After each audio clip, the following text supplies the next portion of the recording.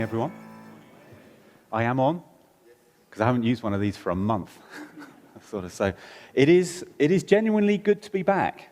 As much as we loved our holiday, it is lovely to be here. And, there's something I was just reflecting today. So, sometimes you can dial into an online service and you don't know the people leading worship. There is something different about being in a space where you know the people that are leading you and you're sharing life together. And so that's why for us it is genuinely nice to be back, because we worship as a community together. Anyway, how do you do birthday and Christmas gifts in your household or family? I'll tell you how we do it in ours, and this is like how I was brought up. Someone would say, "What do you want?" And then someone would compile a list, and then people would ring in and say, "Hey, what does such and so want for their birthday?" That's how we do it in yours. So I just want you to run with me with this one. Imagine it's your birthday soon, and someone in your family just says to you, "What do you want?" What's your answer? And it might be, if you were to ask Bethan, it would be something for the garden. It might be you want some tech, some improved tech. It might be just chocolate. Okay? Now, I want you to imagine that the friend who has just asked you that question is very rich. I wonder whether your answer is it might just have, notched up a little bit. Maybe that tech, you just go, well, I'll actually go for that instead. What I want you to do now is imagine that it's Jesus asking you that question. That Jesus is stood in front of you right now, and he says to you, "What do you want? What do you want?" Now, you might be here today, and you'd say, "Well, I don't yet know Jesus." So I want you just to go with me on this one. I want you to imagine that Jesus is stood in front of you. You might think, "Well, I don't know whether he's real or not," but what comes to your mind that if he is real and stood in front of you, what would you say to that question of what do you want?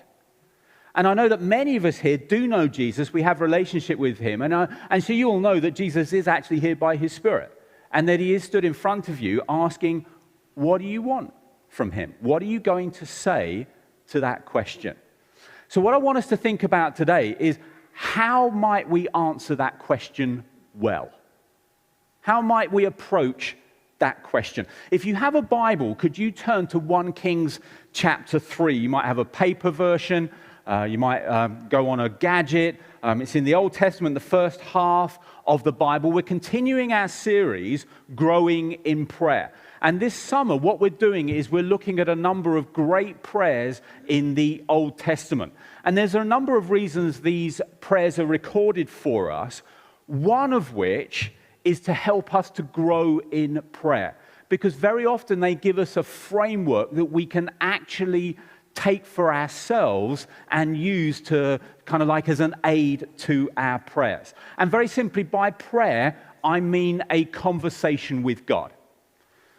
Remember, we've got 2 ears and 1 mouth. And that's not a bad ratio in prayer. Listen. Part of prayer is listening to God, taking time to be attentive to him. And there are times where we express the things that are on our heart, the things that we need, our worship of him. But it's a conversation with God. So what we're going to do each Sunday, and we kicked off this series last week, is we're going to look at one of these prayers in the Old Testament. And what I want us to do, and what I want to encourage you to do, is to take that text into your week. And so it may be that you could just look at this same text for the next few days this week. And I'd encourage you, if you could do that. Why don't you do that? Just sit with it in your devotional times. Dig into it. What is the Lord saying to you through that prayer? How can it help you to grow in prayer in your own life? So today, this is a prayer from a guy called Solomon. He was a king of Israel. In fact, I would argue he was probably the greatest king in Israel. He was David's son. He reigned at a time where the kingdom was established in the people of Israel like no other time.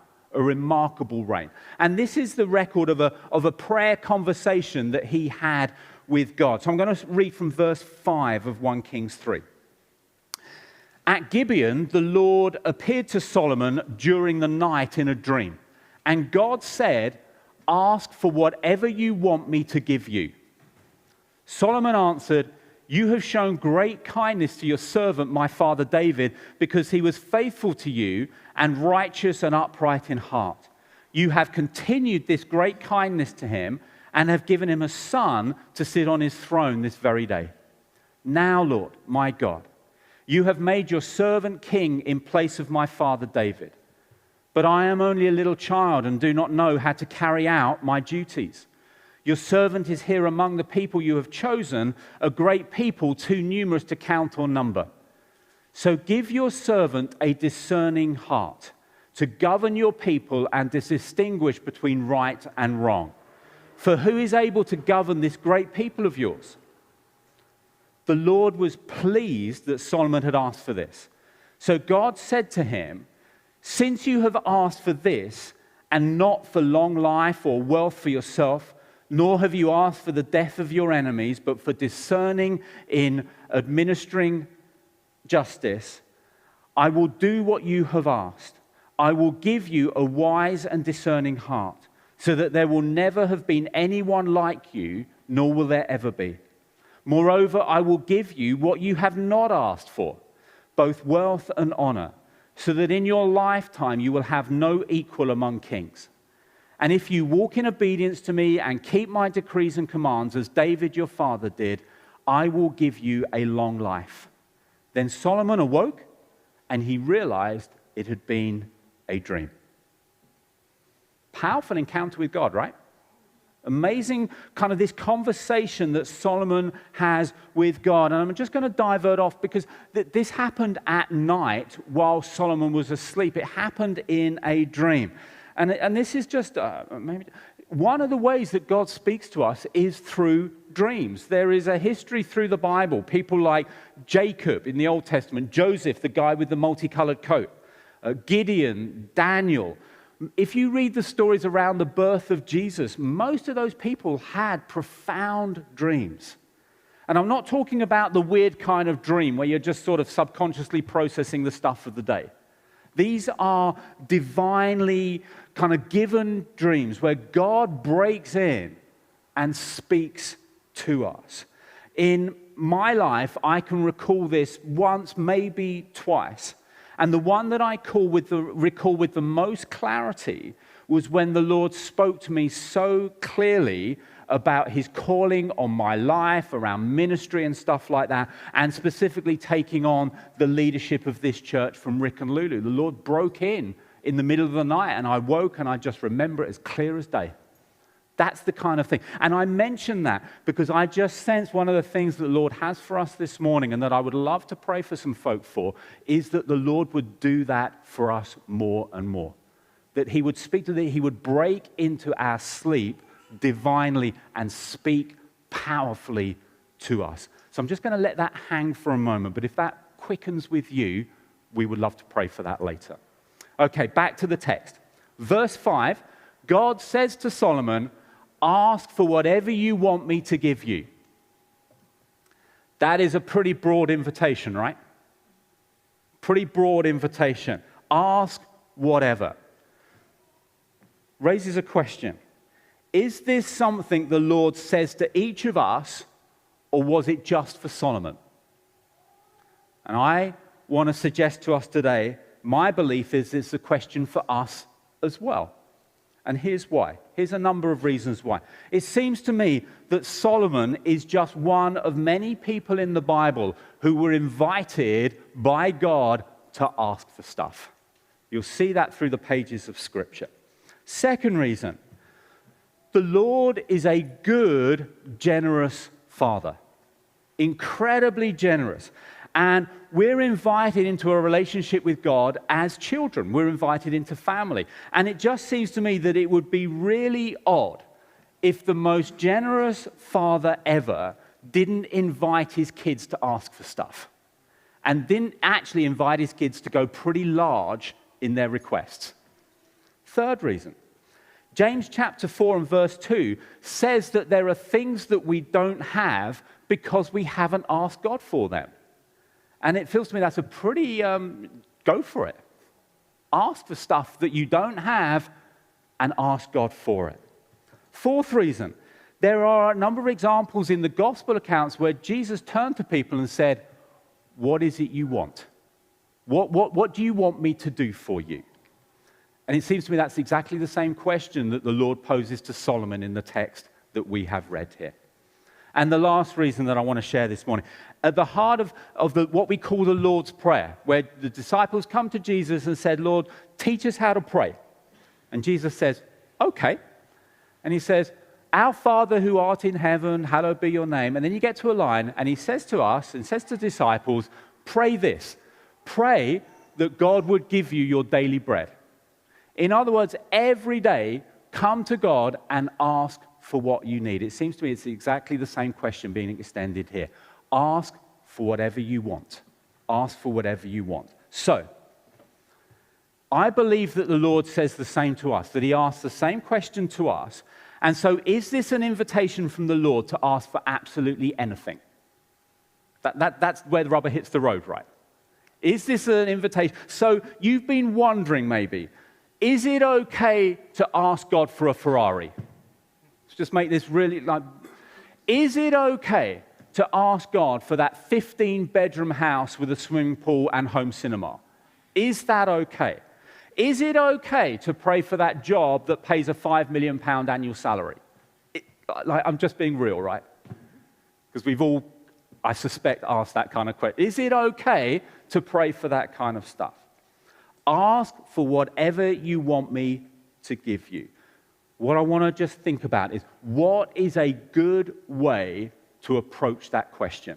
How can we approach that with some wisdom? How can we do well with that question in front of us? So what I want to do is share 3 thoughts from what Solomon does, because I think he responds really well. Firstly, verse 6. Solomon answered, you have shown great kindness to your servant, my father David, because he was faithful to you and righteous and upright in heart. You have continued this great kindness to him and have given him a son to sit on his throne to this very day. Place I want to suggest is really good to start is remembering who God is. Start by remembering who God is. Solomon remembers God's great kindness. He saw that given to his own dad, King David, and he recognizes it in his own life.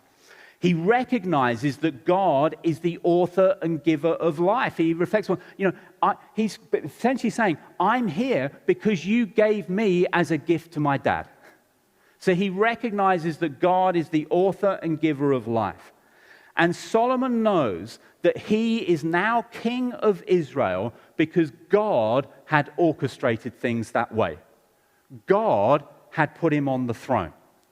And it seems to me that's a reminder to us that everything good in our lives is because of God. Everything good is because of him. Let me just share this personally. Prior to working for the church here at Riverside, I worked for a pharmaceutical company. And I did pretty well in that first career of my life. I started off as a research scientist in the lab, and over the course of the next 11 or 12 years, I ended up team leading and then being a department head, setting strategy for a department of 50 people. And so I did pretty well in that part of my career. I think I was a reasonably good biochemist. I've got a fairly good strategic head and organizational skills. So it was down to me, right? No. It was the kindness of God. It was the kindness. Everything good in my life, all of the blessing that I experienced then and that I experience now because of that, it was because God was orchestrating that. It was all down to the kindness of God. And so what I want to just remind us of this morning is that as we pray, and especially as we ask the Lord for stuff, let's remember who we are asking. The Lord is incredibly kind and generous. He is not stingy. He is not stingy. God deals in abundance. What God does is he multiplies rather than adds a little bit. And so one of the things I wanted to share with us today, sometimes we can be tempted just to ask for a little bit of something. I want to remind us that we are coming to God who is incredibly kind and generous. And so we can ask big, because that's the kind of Father that he is. Second thing, we remember who we are. We remember who we are. Let me read verses 7 to 9 again. Now, Lord my God, you have made your servant king in place of my father David. But I am only a little child and do not know how to carry out my duties. Your servant is here among the people you have chosen, a great people too numerous to count or number. So give your servant a discerning heart. At this time, most people will reckon that Solomon was about 20 years old. So he was just out of his teenage years of, what we call him, a young adult, young guy. He was probably leading a nation. When you go back just a few chapters towards the end of David's reign, David counted up the fighting men of Israel. And you see a record, there were probably about 1 million people who were able-bodied, of fighting age, men of fighting age. And then you'd need to add women and children and the guys who'd retired. So how many is that? A few million? So you have this 20-year-old lad leading a nation of a few million people. I suspect that Solomon got up every day and thought, I can't do this. This is a big job. This is a huge responsibility. It was massive. And so that is the context. But I wonder that there was something else that jumped out to me as I read these verses. And I wonder whether you noticed how Solomon referred to himself in this prayer. And I've highlighted it on the next slide. 3 times he says, I'm your servant. Embedded in the heart of this prayer, embedded in Solomon's mind, he recognized that his life was about serving the Lord and serving the people he'd been entrusted with, not serving himself. So I wonder, as we reflect on that, I wonder whether that's how we see ourselves. So if someone were to come up to you or I and say, hey, who are you? What's your life about? Whether we'd say, actually the essence of my life is I'm here to serve Jesus and to serve the people that are in the circle of my life. Would that be our answer? Because it seems to me that that's what Solomon's answer was. And here's why I think this is critically important. If we think that we are the center of our lives, if we think that in some way God owes us something, we have a sense of entitlement, then I think what we'll probably do is pray the I need a Ferrari type prayers. Because we're the center of our own world. And so we'll probably pray that kind of prayer. And so as God says, ask whatever you want, if that's the way that we think about our lives, our hearts and our minds will tend to lean into the things that we want, that will serve ourselves in some way. Seems to me that a servant-hearted prayer and a servant-hearted prayer is very different. You see, in response to the Lord saying to Solomon, ask for whatever you want, I just imagine Solomon sitting there and thinking, wow, that is a big question. How am I going to answer that? And so I wonder what was going through his mind. And we get a glimpse of it in these verses. I think what was going through his mind before he answered the Lord was something like this. I recognize that I'm a servant. I'm a servant of the Lord, and I'm a servant of the people that are around me. And so what do I need from the Lord so that I can do that most fully and most fruitfully? What am I going to ask the Lord that would help me to serve to the very best of my ability? And so what he comes up with is, I need discernment. I need something more than common sense. I need a wisdom, a discernment from God that would enable me to distinguish right from wrong so that I can lead these people well and that I can serve God the best that I can. And it seems to me that that is a stunning response to the question that God put to him. It is a beautiful response. It is a servant-hearted response. And God says to him, good call. Good choice. And Solomon, because you have asked for that, you can have that in abundance, and you can have the stuff that you didn't ask for as well. So the wealth, the long life, the honor, I'll throw that in as a bonus because you've made a really good call here. So, you may be thinking, Andy, does this mean we shouldn't pray for that massive house, the better job, the Ferrari? Should we not pray for that? Really good question. Seems to me that the Lord invites us to ask, and to ask knowing that we're coming to someone of abundant generosity, but that our motive is really important. Our motive is really important. See, if the Ferrari prayer is self-serving, I want to suggest that very often that is going to be outside of the Lord's will for us. But if the Ferrari prayer is God's will, why wouldn't you go for it? Why wouldn't you go for it? You see, we mustn't shy away from the big, bold, audacious prayers for the things we need in order to do what God is calling us to do. Okay? I don't know where that leaves you with your Ferrari prayer. It probably leaves us coming back to what Solomon said, I need discernment. I need wisdom. So the thought that I want to just press into in these last few minutes is this. The Lord invites us to pray big, servant-hearted prayers.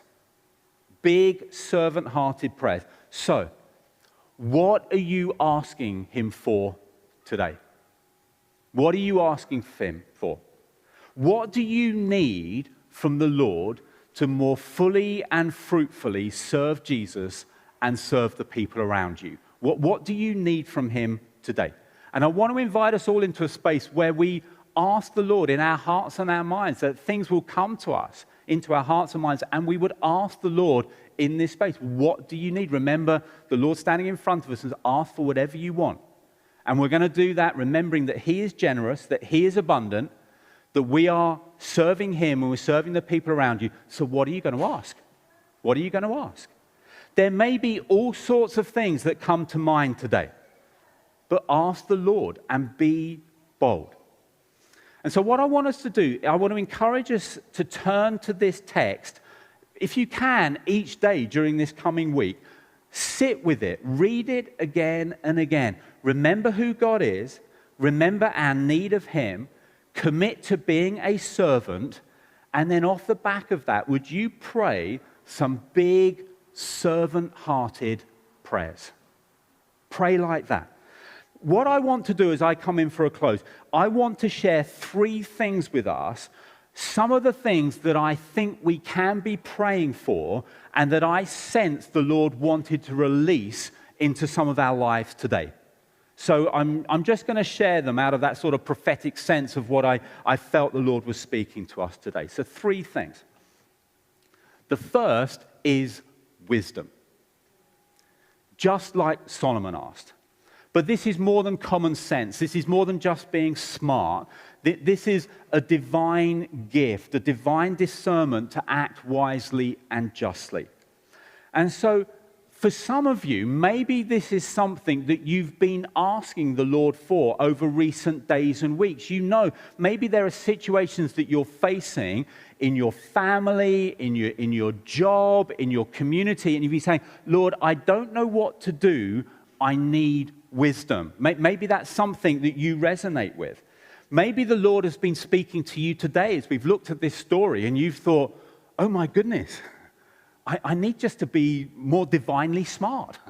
I need that wisdom and discernment. I didn't realize that I was lacking that, but the Lord has sort of been speaking to you this morning. Could I just ask, just indicate just a quick show, if that resonates with you, you either have been praying that or you're praying that now. You're praying, Lord, I need wisdom.